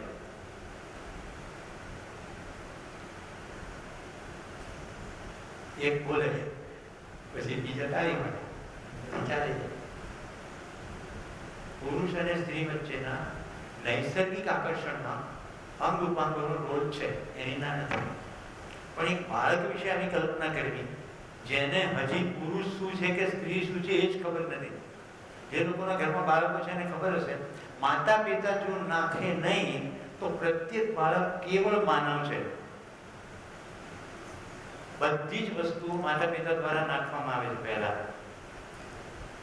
જેમ કે મેં મારા મમ્મીને કીધું કે મારે બેનનું સ્કર્ટ મારે પહેરવું છે, તો પપ્પા શું કહે, છોકરી છે તાર સ્કર્ટ પહેરાય? બ્રિટનમાં જાઓ, સ્કોટલેન્ડમાં બધા પુરુષો સ્કર્ટ પહેરે, પોશાક છે રાષ્ટ્રીય રીતે પહેરાય. પણ અહીંયા આપણે આવું માનીએ છીએ. એટલે મારો દીકરો જ્યારે સ્કર્ટ પહેરવાની વાત કરી ત્યારે મેં પહેરાય. આપણે એવી ભૂલ કરવી નથી. માનવ તરીકે મોટો થવો જોઈએ. પ્રત્યેક ઘરમાં જે છોકરો મોટો થાય છે, માતા પિતાની ક્યાં ભૂલ રહી જાય છે? એ છોકરું રેપ કરે, છોકરીઓને આપણે કહીએ સમયસર આવી જશે, આમ ધ્યાન રાખજે, તેમ ધ્યાન રાખજે. છોકરાને કહેવાનું નહીં કહેવાનું. સંસ્કારિતામાં ક્યાં ભૂલ થઈ ગઈ? કામનમાંની મનોવિજ્ઞાન તો પશ્ચિમથી આવેલી આ વિચારસરણીએ મનોવિજ્ઞાનના એવા પાયા નાખ્યા કે માણસની ચાલક ઉર્જા કામ છે, સેક્સ છે. પોતાની અંદર ડોક્યુ કરશો તો ખબર પડશે કેટલાક લોકો આખી જિંદગી એટલું ગજબના કામ કરે છે, એના જીવનમાં સેક્સ હોતો જ નથી, સ્વેચ્છાપૂર્વક. જેમ કે તમને એક પ્રસંગ કહું છું ખાલી. વિજય થાપર સાહેબ કારગિલ લડાઈ કમાન્ડન્ટે એવું કીધું કે બધા પોતાના ઘરે પત્રો લખી નાખો, આપણો હવે રોલ છે વી શુડ માર્ચ. લડાઈ ચાલી રહી હતી. વિજય થાપર સાહેબ એવું લખ્યું કે જ્યારે આ પત્ર તમે વાંચતા હશો ત્યારે હું આકાશમાંથી તમને જોતો હોઈશ. મતલબ કે નિશ્ચિત છે કે પાછો નહીં આવે. રૂકસાનાએ મને રાખડી મોકલી છે તો રૂકસાનાને દર રક્ષાબંધને આટલા પૈસા મોકલવું.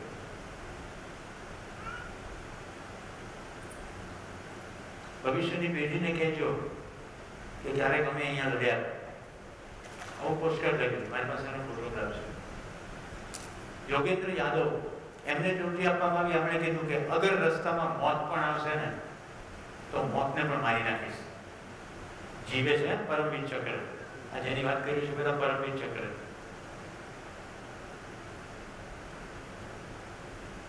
જો કામ જ ચાલક હોય તો આવું બધું ના થાય. કોઈ એકાદ વ્યક્તિ માટે જે સાચું હોય શકે એ જનરલાઇઝ કરી દઈએ, અને એ પણ એટલી હદે જનરલાઇઝ કરી દઈએ કે બાળક સુધી પણ. તો મારો પ્રસ્તાવ એવો છે, જે તમે જાતે નિરીક્ષણ સર્વેક્ષણ પૂર્વક જોઈ શકો.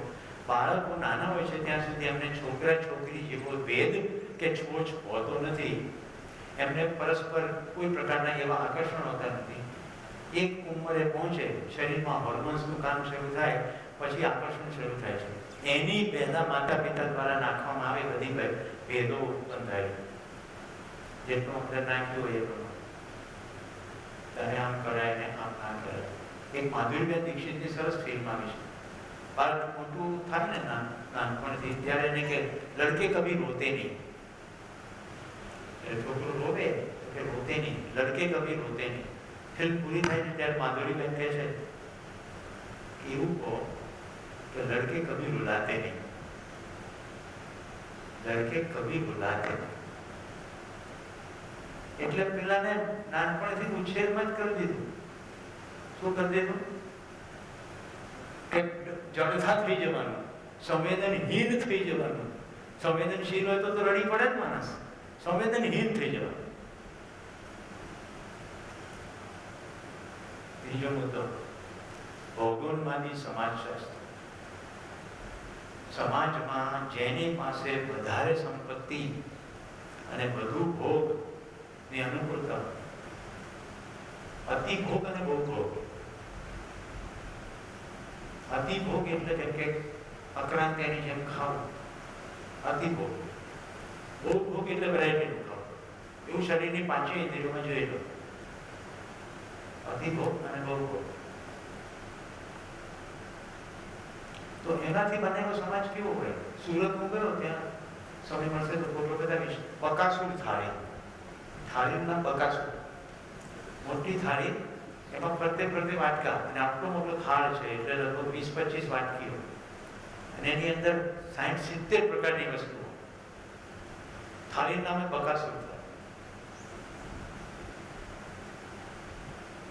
લગ્ન લીધા હોય તો કે 3 શાક તો જોઈએ જ ને. એક ચાટનું કાઉન્ટર, 6-7 વસ્તુઓ, પછી શાકની વેરાયટી, પછી મીઠાઈની વેરાયટી. આખો હિસાબ લગાડો ત્યારે ખબર પડે કે એક ખેડૂત કાળી મજૂરી કરીને અન્ન પકાવે છે અને આ કચરા ટોપલીમાં જાય. અન્નનો ઉપયોગ શું? પોષણના અર્થમાં કે કચરા ટોપલીને નાખવા? તમારી જાતે તર્ક લગાડો.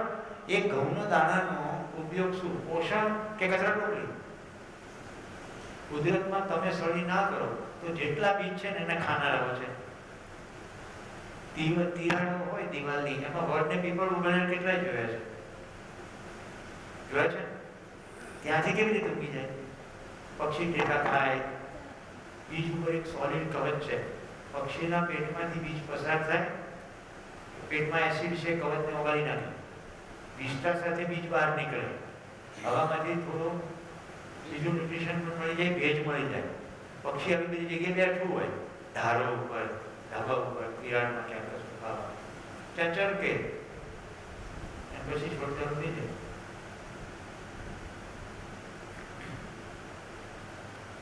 ખેતરની અંદરથી સાપ મારી નાખશો એટલે ઉંદરડા વધી જ જશે. બેલેન્સ છે, વ્યવસ્થા છે. કીડીને ભેગું કરતા જોઈને આપણે ભેગું કરવા ચાલુ કર્યું. ગુજરાતીઓમાં તો વિશેષ.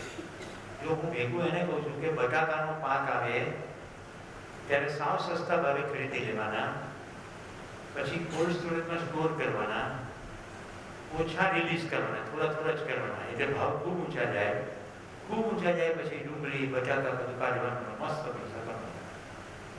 આ દિશામાં બટાકાના ભાવ ઉતરી ગયા એટલે ખેડૂતોએ દિશામાં બટેટા પાથર્યા અને એની ઉપર ટ્રેક્ટર ચલાવી દીધા. ભોગોળમાંથી સમાજશાસ્ત્ર ખ્યાલ આવે છે. ભોગ, બટાકો ભોગના પેટમાં ગયો તો પોષણ થાય. રોડ ઉપર છોડી નાખવાથી શું થયું? આક્રોશ બતાવ્યો એમણે. તમને સ્વીકૃત છે?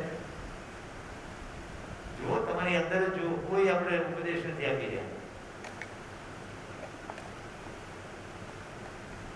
શિક્ષણની આખી પ્રક્રિયામાં 15-5-20 વર્ષ દરમિયાન જે મહિમા કરવામાં આવ્યો એ બાળકનો વિચારવાનું પિંડ બન્યું.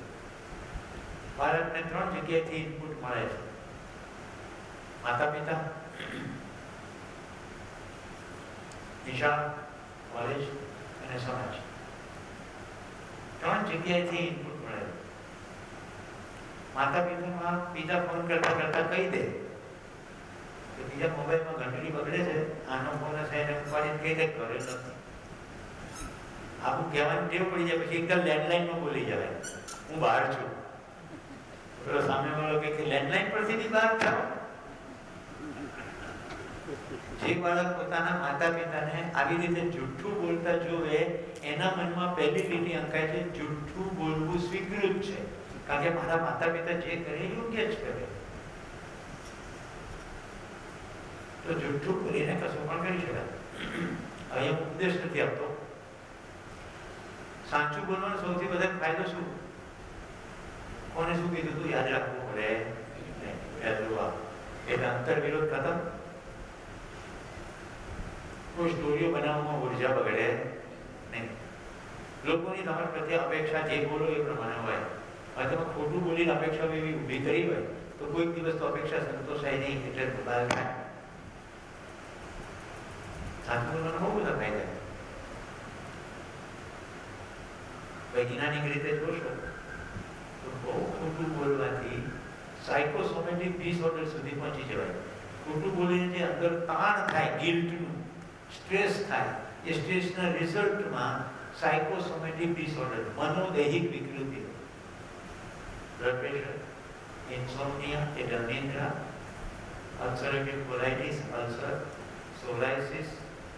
હવે જ્યારે સાચું ખોટું કહું છું ત્યારે સાચું એટલે એક્ઝેક્ટ વર્ડ ટુ વર્ડ નહીં, જીવન આખરના સંદર્ભની અંદર. જેમ કે કંઈક વસ્તુ યોગ્ય થઈ હોય ને આપણે એની અંદર પાછળ મિનિટે નામ તો ના કરાય, એ પણ જૂઠું જ છે. તમને કશી જ ખબર નથી, તમે ચાંચ મારો કંઈકમાં, એવું તો કંઈ હોતા હશે. અથવા ખબર નથી કે ભાઈ કપૂરની પોટલી બાંધો ને એટલે વાંધો જ ના. ક્યાંકથી સાંભળ્યું, કશી ખબર તો છે નહીં, એને બોલ્યા. અમારી સાથે પહાડોમાં બધા આવે ને કે સુરેશભાઈ લિસ્ટમાં નથી લખ્યું પણ રેલ દ્વારા જવાનું હોય ને તો કપૂર લઈ જવાનું. કપૂરની ગોટી ઓક્સિજન રિલીઝ કરે. કેટલી વાર કરે? ગોટી હોય એટલી વાર. કેટલો ઓક્સિજન જોઈએ અને કપૂરમાં કેટલો હોય? સાદો હિસાબ લગાડી દો. અને કપૂર ઝૂમ ઝૂમ કરે, આખા ટ્રેકની અંદર ડેમેજ કરી નાખે.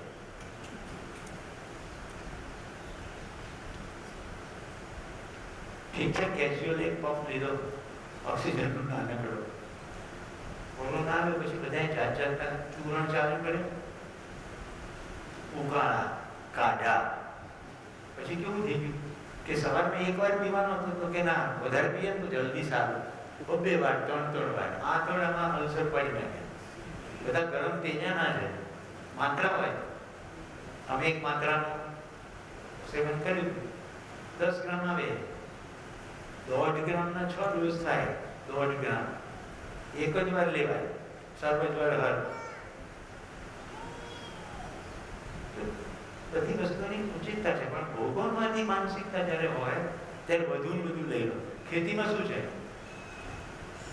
પેલા પેસ્ટિસાઇડ કે આટલી છાપ લખ્યું હોય બાટલી ઉપર કે આટલી, વેચવા વાળો કે આટલી નાખો, ખરીદવા વાળો કે આટલી શું થાય, આટલી તો નાખવી જ પડે.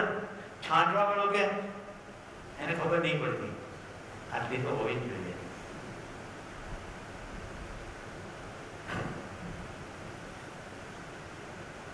મારા માતાજીને બ્રેસ્ટનું કેન્સર.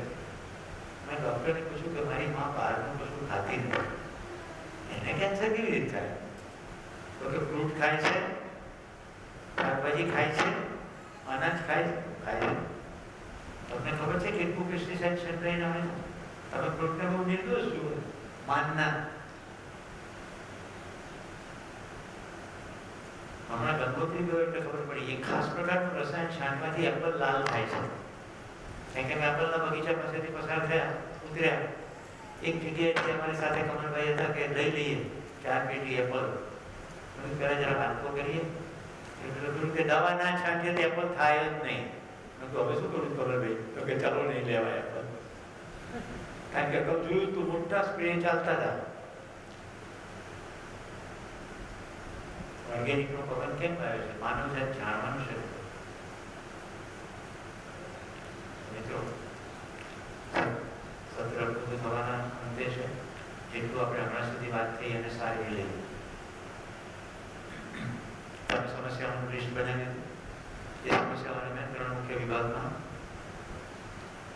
વહેંચી દીધી ભૂતકાળની પીડા, ભવિષ્યની ચિંતા, વર્તમાનથી વિરોધ અને કેટેગરીકલી 4 અંગત સમય અંતરે સમસ્યાઓમાં લાગણીઓના ઉથલપાથલ. એક જ ક્વેશ્ચન પૂછો, તમારી અંદર ભાવની સ્થિરતા રહે છે કે અપડાઉન થયા કરે? અપડાઉન થયા કરે છે. હવે તમને મંજૂર છે ખરું? ગુસ્સો મંજૂર નથી, ઈર્ષા મંજૂર નથી, દ્વેષ તમને સ્વીકૃત નથી, તમને ખબર પડે છે કે મને સ્વીકૃત નથી. તો હવે પ્રશ્ન થાય કે કઈ રીતે હેન્ડલ કરું? તો એ કેમ થાય છે એનો નિયમ સમજાઈ જશે એટલે હેન્ડલ થઈ જશે. કેમ થાય છે નિયમ સમજાઈ જશે એટલે હેન્ડલ થઈ જશે.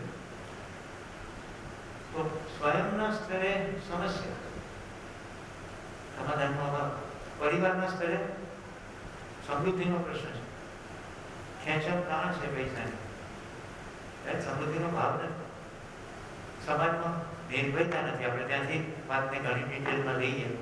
પોલીસની વાત નીકળી, એમાંથી મેં તમને શિક્ષણની પ્રક્રિયા કીધી. મેં કીધું શિબિર કેવી રીતે ચાલશે, તમે જેવી રીતે અભિવ્યક્ત થશો એવું કોઈ મેનુ લઈને નથી આવ્યું, પણ કારણ કે જિંદગી સાથે બધું જ જોડાયેલું છે એટલે બધા જ કનેક્શનો મળતા જશે. કોઈક શિબિરમાં 5-5 દિવસ સુધી મેં અર્થશાસ્ત્રની વાત ના કરી હોય એવું બને. ચોથું જોઈ લો, પ્રકૃતિમાં સંતુલનની અપેક્ષા છે કે નહીં? પ્રકૃતિમાં જે અસંતુલન છે, સુનામી આવે, ભૂકંપ આવે, અતિવૃષ્ટિ થાય. હમણાં શું થયું જામનગર? એક સમય મહેસાણામાં બોટો ચલાવી પડે. શું આ સ્વીકૃત છે આપણને? સ્વીકૃત આટલું કોરોના આવે પછી એક નવું વાક્ય આવ્યું, ચાલો ઓક્સિજન વાગીએ. આ સભામાં બેઠેલા સૌ પોતાની જાતને પૂછો, તમારામાંથી કોઈકને થયો હશે, અથવા કોઈક સ્વજનને થયો હશે, અથવા તમારા ગૃહ સર્કલમાંથી કોઈકનું અવસાન થયું હશે. આટલી ખબર પડ્યા પછી તમે કેટલા ઝાડ આ ચોમાસે વાવ્યા? ખાલી પોતાને પૂછો. તો માનવાનું જ થયું છે, જાણવાનું થયું નથી. તો સૂચના આવે, મેમરીમાં જાય, એને જાણવું કહેવાય નહીં, એને માનવું કહેવાય. સિગરેટના પેકેટ ઉપર લખ્યું છે, cigarette smoking is injurious to health. Doctor પીતા હોય તો ડોક્ટર પણ માને જ છે, જાણતા નથી. વાંચે, ધ્યાન આપે અને છોડી દે તો જાણે, નહીં તો ખાલી શું છે. એટલે શિક્ષણની વાતમાં સરવાળો એટલો છે, શિક્ષણ એ સમજ શક્તિની પરીક્ષા લે છે વર્ષના અંતે કે યાદ શક્તિની પરીક્ષા લે છે? પૂછો, વર્ષના અંતે કેટલું યાદ રહ્યું એની પરીક્ષા છે કે સમજ શક્તિની પરીક્ષા છે? પર્યાવરણના વિષયમાં જે છોકરો 100 માંથી 100 માર્ક લાવ્યો છે એ કેવી રીતે પાંદડા તોડાઈ શકે? અમદાવાદમાં એક લો ગેરંટીના ત્યાં બેંગ્લોર ફેમિલી બેઠા હોય, બે ઘાસ તોડે છે. મારા બાપા નથી માનતા, મારી માં નથી માનતી, મારો ભાઈ નથી માનતો, પણ ઘાસનું શું છે?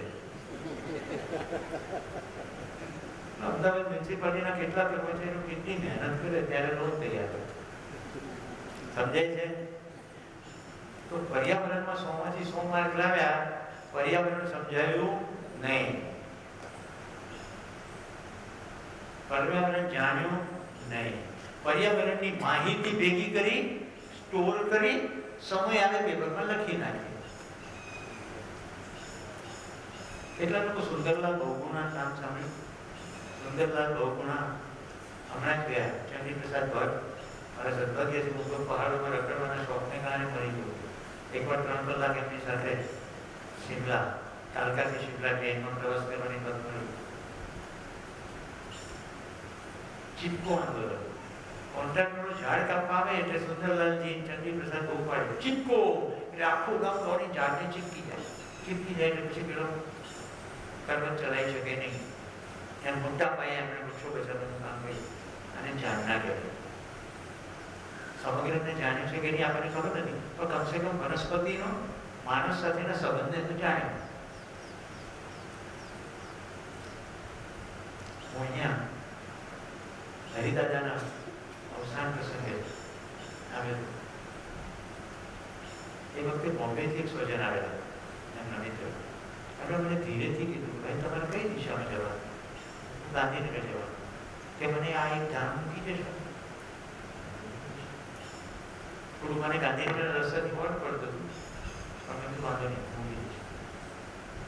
અમારી બેની વચ્ચે જે સંવાદ થયો એમાં એમને શું સ્ફૂર્યું, તેમણે એ શું કામ જાય છે, ક્યાં જાય છે એની વિગતે વાત કરી. તમને ખ્યાલ હોય તો પાટણમાં ગેંગરેપ થયો હતો એક દીકરી પર. એ બોમ્બેમાં બેઠા અમને સમાચાર વાંચ્યો અને એનું દિલ ધરી ઉઠ્યું. એક ક્ષણે સંકલ્પ કર્યો કે આખી આ દીકરી મારી. બોમ્બેથી આવ્યા, શોધી કાઢી, કોર્ટ પ્રોસિજરો ચાલીએ દરમિયાન પણ પડખે રહ્યા, બધું જ મુખ આપી, સરવાળાના લગ્ન થયા ત્યાં સુધી, અને તે દિવસે દીકરી મળવા જતા. જ્યારે ભોગવનવાદી સમાજશાસ્ત્રની વાત કરીએ ત્યારે બધા એવા હોતા નથી. એટલું ધ્યાન જાય છે કે શરીરથી પર કોઈ વાસ્તવિકતા છે. મેં તમને હમણાં જે વાત કરી કે એક માતા અને બાળક ભેટી જાય તો શરીરથી એક અલગ વાસ્તવિકતા છે, જેને આપણે મમતા કે વાત્સલ્ય કહીએ. બ્રહ્મર્ષ શિબિરમાં આપણે જોઈશું, ખબર નથી, પણ હમણાં તમે સત્રના અંતે જાઓ છો તો ખ્યાલ આવે કે પ્રકૃતિમાં જે અસંતુલન છે તો આપણે પણ પ્રકૃતિનો એક ભાગ છે. આ પ્રકૃતિમાં અસંતુલન આપણા પોતાની અણસમજણને કારણે કયા લેવલે પહોંચે છે. ગ્લોબલ વોર્મિંગ તો બધાને ખબર છે, એમાં તો કઈ ડાઉટ છે નહીં. એક દીકરી છે ગ્રેટા થનબર્ગ, એને પ્રિન્સિપાલે કીધું તો કે નિશાળમાં આવો. એને શું કીધું પ્રિન્સિપાલે? નિશાળમાં આવીને કરવાનું શું? આગળ ઉપરાંત ભણીને જીવવાનું જો ના હોય તો ભણવાનો અર્થ શું છે? તો કે કેમ બેટા એવું કહે છે કે તમે બધા ભેગા થઈને પૃથ્વીની ઘોર ખોદી નાખી. હવે હું નિશાળમાં ભણવા નહીં જાઉં. એ બહાર બેસી ગઈ અને પછી એ વાત પહેલાથી આખા વર્લ્ડમાં પહોંચી. યુનાઇટેડ નેશનમાં પણ એને બોલાવવામાં આવી. યુટ્યુબ પર એનો વિડીયો છે. તો કે કહેતા રડી જાય છે. ઉંમર નાની છે, 13 વર્ષની, પણ ધ્યાન ગયું છે. એટલે મિત્રો સમાચાર આવે, સૂચના આવે, ખાલી મગજમાં સ્ટોર થાય તો ફેર પડતો નથી, પણ ધ્યાન આપવામાં આવે, સમજવાની કોશિશ કરવામાં આવે તો તરત જીવવામાં આવે.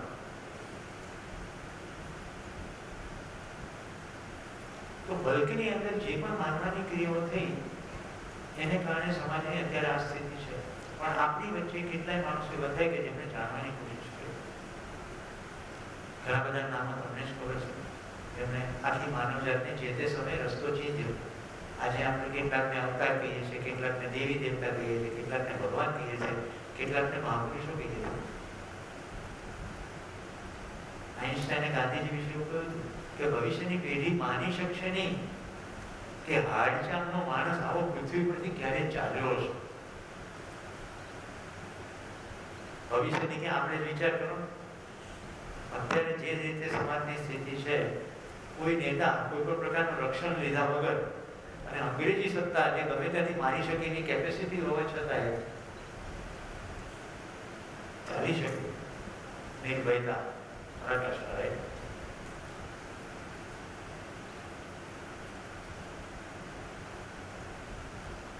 તો ઘટી રહેલી ઘટનાઓમાંથી નિયમ સમજાય,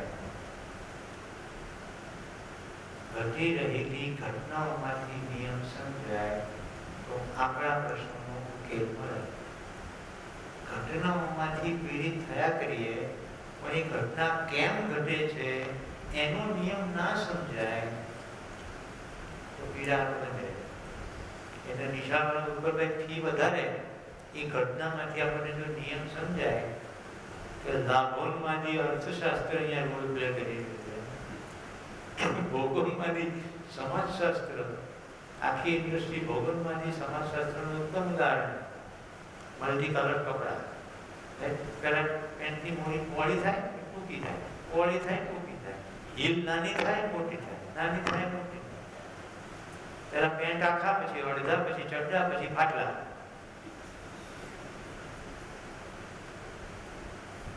આ બધું ભૌગોલિકમાંથી સમાજશાસ્ત્ર બહુ કપડા શરીરના રક્ષણના અર્થમાં છે કે શરીરના કોઈ હિસ્સાઓને પ્રકાશિત કરવાના? તમારી તાકાત લગાડજો, બહાર ગમે તે ચાલતું હોય. કપડા આપણે શરીરના રક્ષણ માટે પહેરીએ છીએ કે પ્રદર્શન માટે પહેરીએ? માનવાનો કાર્યક્રમ પ્રદર્શનનો, જાણવાનો કાર્યક્રમ જેવો કરશો એટલે ખબર પડશે કે માણસનું શરીર પ્રકૃતિના જીવોના શરીરથી જુદું છે. આપણે અતિ ઠંડી ને અતિ ગરમી સહી શકતા નથી, પણ આપણે ગમે ત્યાં જવું છે. આપણે તો અલાસ્કામાં પણ જવું છે, આર્કટિક ઝોનમાં પણ જવું છે, આપણે તો બધે જવું છે. તો આપણા શરીરને અનુરૂપ આપણે કપડાં મેળવી લઈશું. તો આપણે ઠંડીમાં પહેરીશું, ઉનાળામાં પહેરીશું.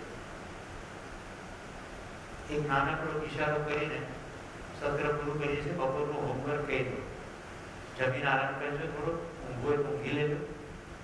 હોમવર્ક સિમ્પલ છે.